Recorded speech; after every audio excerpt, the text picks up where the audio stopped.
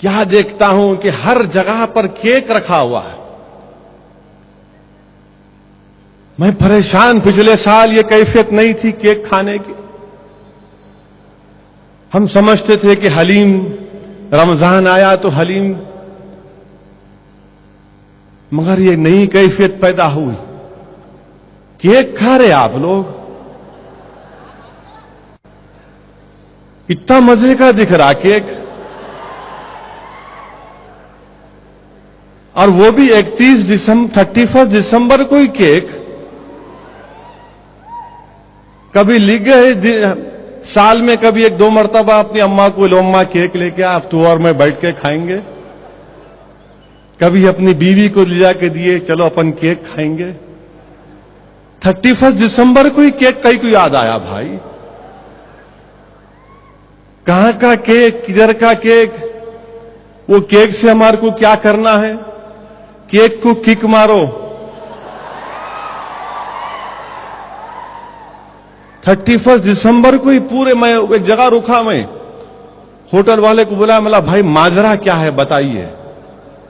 بیچارے شرماتے ہوئے آ کے بولے کیا کرنا صاحب، آج کل تو سب کھا رہے ہیں اس لیے ہم بھی رکھے. کاروبار صحیح ہے، کاروبار ان کا ہو جاتا، ان کی غلطی نہیں.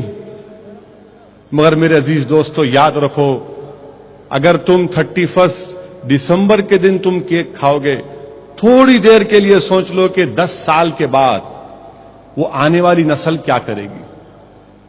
آج کیک ہے تو کل کیا ہوگا خدا نہ خواستہ. یقیناً ہم کو مذہبی آزادی ہے، ہم کچھ بھی کر سکتے، جمہوریت ہے، مگر یاد رکھو ہماری تہذیب اور تمدن بھی تو کوئی چیز ہے. کیا تم کو اور مجھ کو اپنی اسلامی شناخت پر فخر نہیں ہونا چاہیے؟ کیا ہم کو فخر ہونا نہیں چاہیے کہ میں مسلمان ہوں اور یہ میری تہذیب ہے، یہ میرے تمدن کا حصہ؟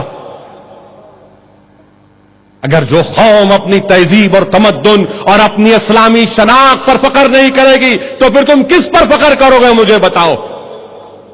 فخر کرو اپنی اسلامی شناخت پر، اپنے مذہبی شناخت پر، اپنی اسلامک آئیڈینٹی پر فخر کرو. اس کا ہرگز یہ مطلب نہیں ہے کہ ہم کسی اور مذہب کے خلاف ہیں، ہرگز نہیں ہے.